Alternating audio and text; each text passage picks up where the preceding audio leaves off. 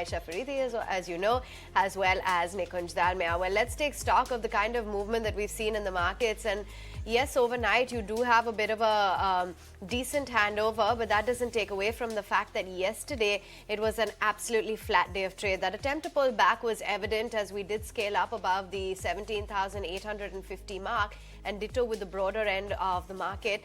But we do have that disconcerting factor, the fact that the FIIs, they continue to sell. So the underperformance vis-a-vis the S&P 500 as well is evident. On a year-to-date basis, we've lost out about 1.7%. The S&P 500, on the other hand, has gained about 4%. And even if we look at the 12-month forward PE, that at an average of the Nifty stands at a 5-year average is at about 18.8 times. So as of now, the picture, Nikunj, continues to remain that we're underperforming the rest of the globe. It continues to remain flat, and FIIs continue to sell. Yeah, look at the stark difference. I mean, S&P, these are very early days, but a 4% uptick for S&P, 1.5% down for Nifty at the same point in time. There's a big stark difference in the way how 2023 has opened for global financial markets, how it in a sense has moved for us. Is this an indicator that for rest of the year also we are likely to be we could underperform, or this is just one of those passing phases, their allocations which all of us thought would kick in have not really kicked in. So it's very difficult to fathom that will this early trend become more like a sustainable gap, because this is a complete mirror image of what we saw in 2022, or this is just a passing phase of the market and we must not read too much into it. That's point one. Point two, let's look at our markets. FIs are selling. Technical levels, the bulls have just about managed to defend that technical level of 17,800 on the Nifty, 42,000 on the bank Nifty. The premium has contracted. FI positioning, which had gone to as high as 75-76%, that has gone down to sub 50%. So the incremental data points are telling you that there is a lack of participation. Decision making in this kind of a market, when you are just sticking to a very narrow range, becomes very difficult. So it's that phase of the market where even though news and excitement of a pre-budget rally is there, but the markets are telling you a completely different story. So my sense is, one is better off not trading, one is better off not going with aggressive bets, one is better off not really committing too much capital, because markets are going to be choppy. The only trade I see, which in a sense is a news trade, is that global tech is making a comeback.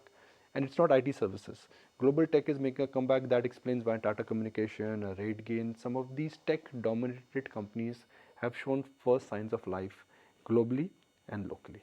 Yeah, and that seems to be the case even for IT services stocks back home. After TCS's earnings, that stock has managed to outperform. And today, of course, you'll have all eyes on HCL Technologies as well as Infosys. They are due to report their numbers. What is it we're expecting from Infosys?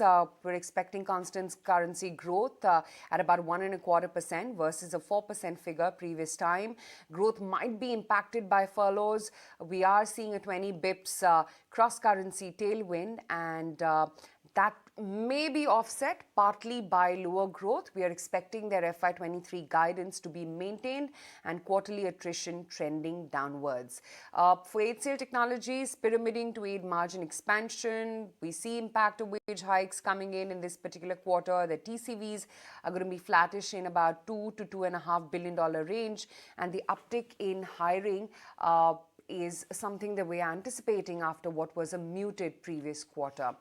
But I guess with IT, it's really about, the positioning right now vis-a-vis what Nikunj TCS has already done, and the fact that Infosys continues to trade at a discount as opposed to what TCS is trading at.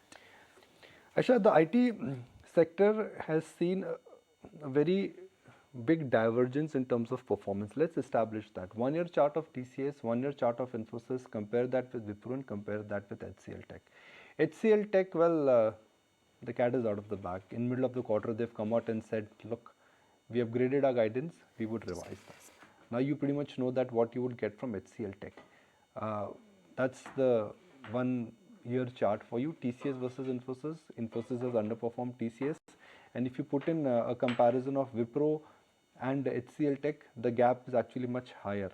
So somewhere HCL Tech may not be a event driven stock, largely because of underperformance, and B, they've already issued a profit warning or reduced their guidance in middle of the year. Infosys is where the hopes are high, because frankly their last quarter numbers were not that bad. They continue to maintain that things for the sector and for Infosys per se are not bad at all, barring some hiccups here and there.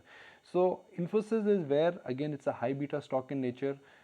We know that Infosys is back on track.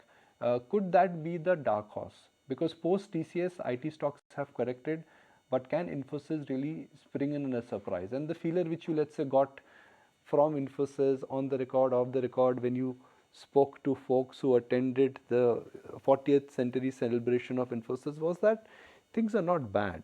And that's what brokerages, I think, are penciling in. Infosys on a relative basis is still very cheap.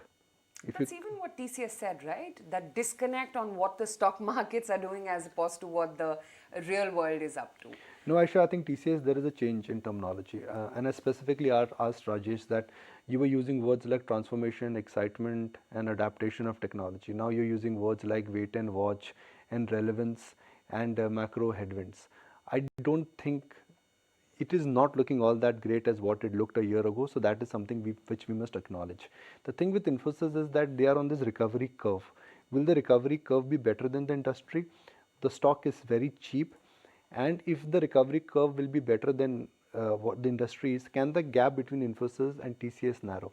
See, Asha, with these IT companies, in the short term, why markets go up and down? Because the terminal value changes every quarter. That's the only trade. So it's going to be 5% here or there, nothing more than that. The sector is still growing, but the growth is slow. So P is not going to expand.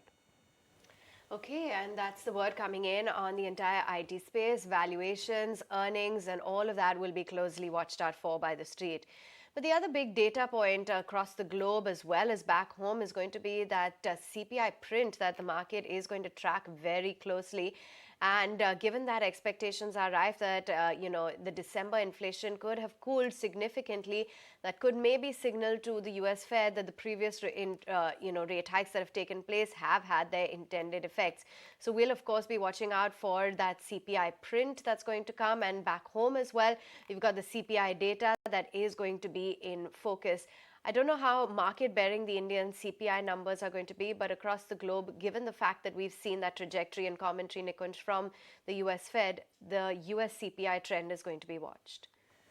So Indian CPI data, the general view is that oil is down, vegetable prices are down, and Reserve Bank of India has so far not won the war against inflation, but they are moving in the right direction. So from a market standpoint, frankly, the Indian CPI data is not going to be a market moving event. Global CPI data is important because that in a sense is going to be an indication where the Fed should move and the Fed would move. We know that what happened to the financial markets, at least the US markets and the developed markets, when the last CPI data came, which showed signs of deceleration. If today markets are convinced that CPI has peaked out and now that growth is coming under, growth is getting punctured, then have we seen the back of the Fed rate hike? That is the only debate which will keep things on. I'm hoping that markets will get the CPI print where the trend in a sense is indicating that things are moving lower for the US CPI data, and that in a sense could really continue to be the trigger point for global markets going forward.